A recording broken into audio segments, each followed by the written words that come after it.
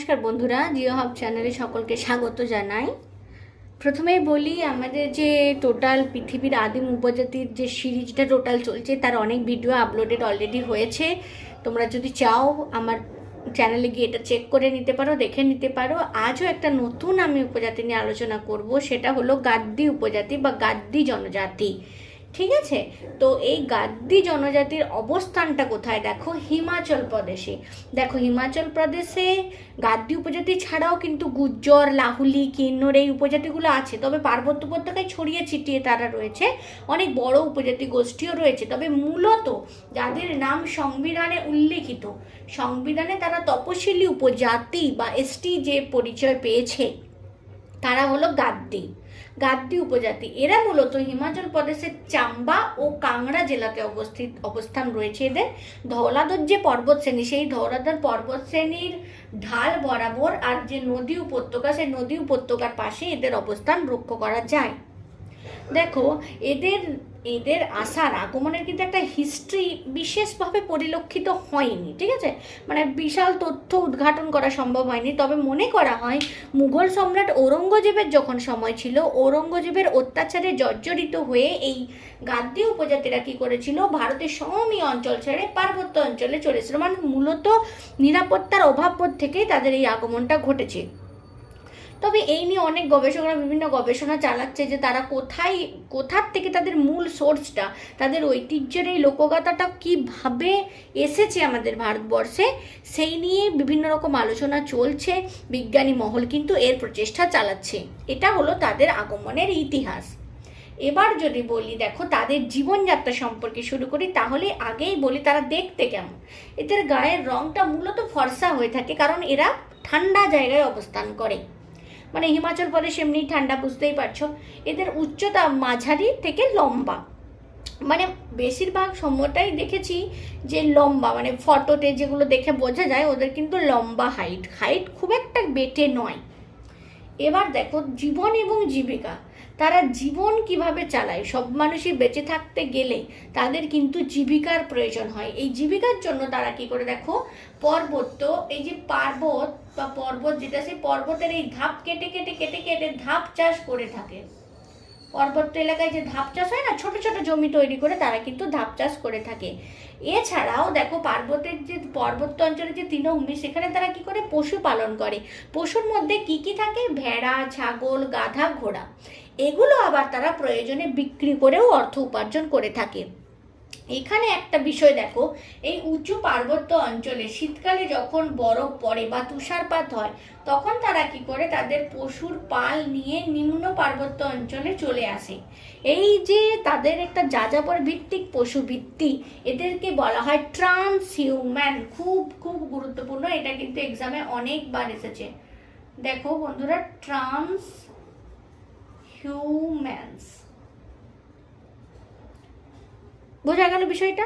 উঁচু পার্বত্য অঞ্চলে তুষারপাতের হাত থেকে রক্ষা করার জন্য, কারণ তখন তুষারপাতে কৃষি জমি আটকে যায়, তৃণভূমি ঢাকা পড়ে যায়, তখন তো তাদের উপায় নেই। তখন তারা কি করে, পশুর পাল নিয়ে নিচে পার্বত্য উপত্যকাতে চলে আসে।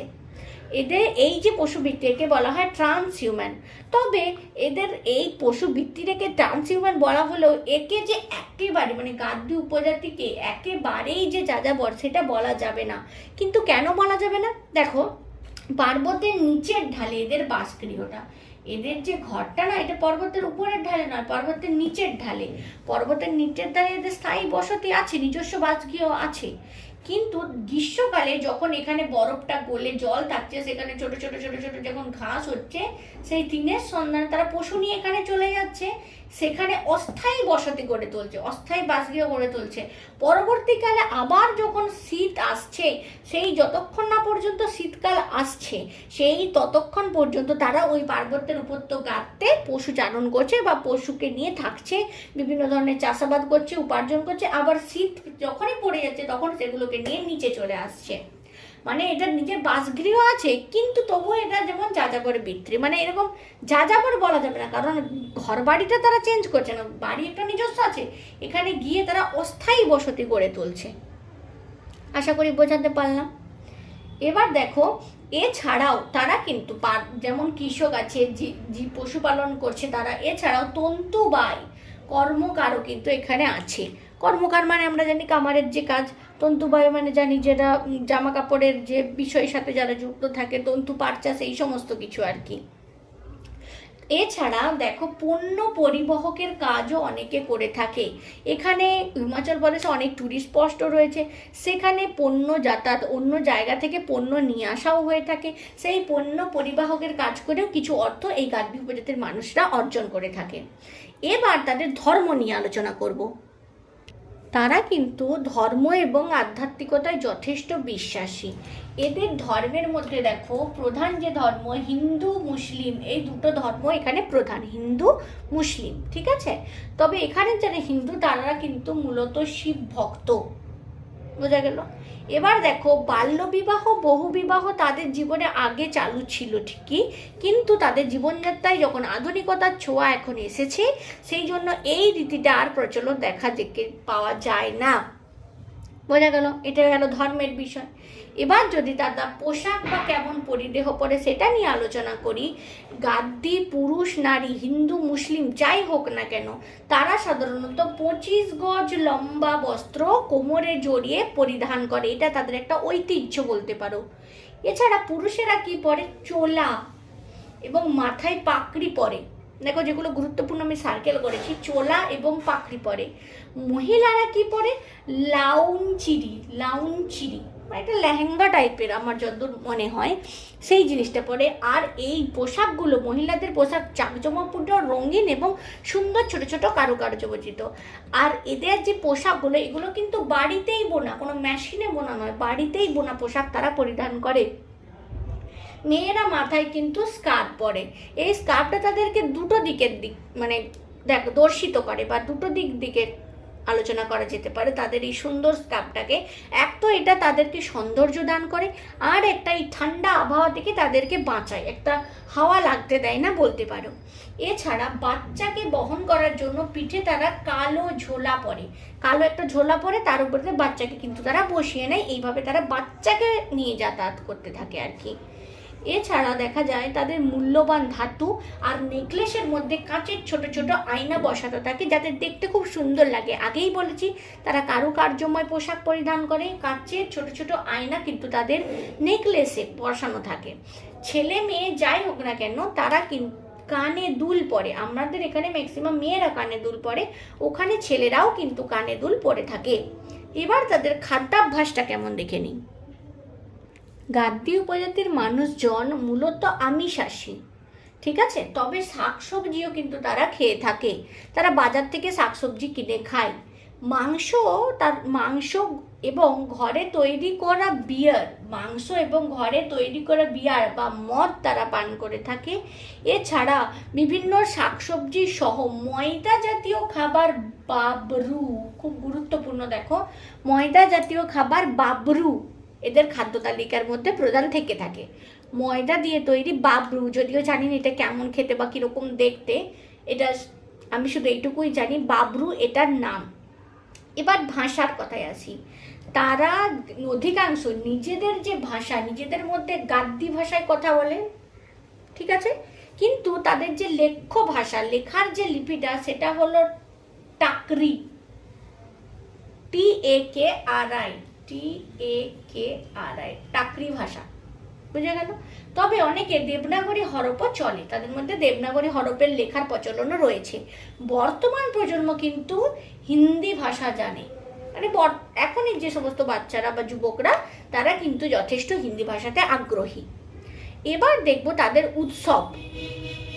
গাদ্দিদের জীবনযাত্রা কিন্তু পুরোপুরি উৎসব মুখর, বিভিন্ন ধরনের উৎসব হয়। দেখো আমি ছকের মধ্যে সুন্দর করে লিখেছি, বৈশাখী, সায়ের, পাত্ররু, সাগ্রান্ড, লোহরি এবং শিবরাত্রি। এছাড়াও কিন্তু দোল, দশেরা, জন্মাষ্টমী উৎসব তাদের মধ্যে পালন হতে দেখতে পাওয়া যায়।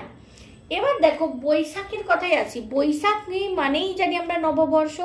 এপ্রিল মাসের মাঝামাঝি সময়ে এটা উদযাপন করে থাকে। তাদের ঐতিহ্য অনুযায়ী এই সময় তারা কিন্তু চাল এবং ময়দা দিয়ে পিঠে পুলি বানিয়ে খায়।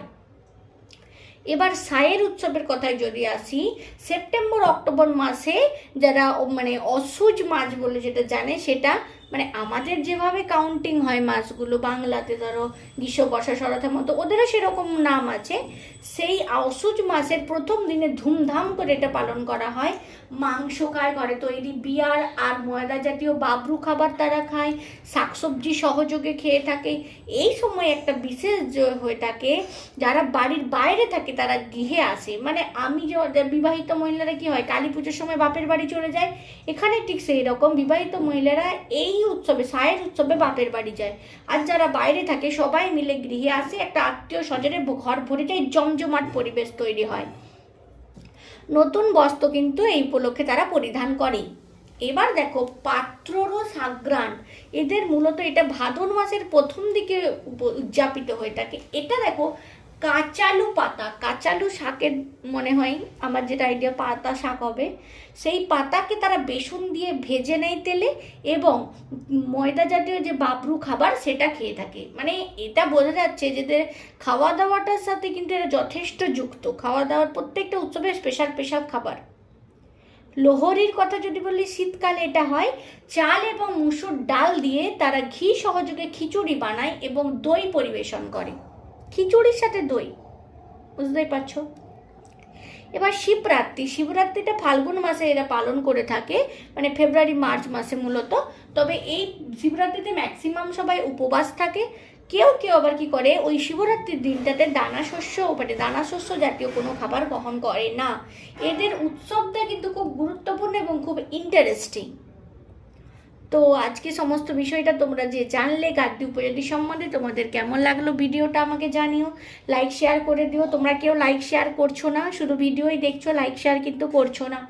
যাই হোক, নতুন চ্যানেল হলে, চ্যানেলে যদি নতুন নতুন ভিডিও পেতে হয় তাহলে তো চ্যানেলটাকে সাবস্ক্রাইব করতে হবে, সেটা তোমরা করতে ভুলো না। আর সকলে ভালো থাকো। পরবর্তী একটা ভিডিওতে আবার নতুন করে তোমাদের সাথে দেখা হবে, নতুন কোনো উপজাতি নিয়ে আলোচনা করব।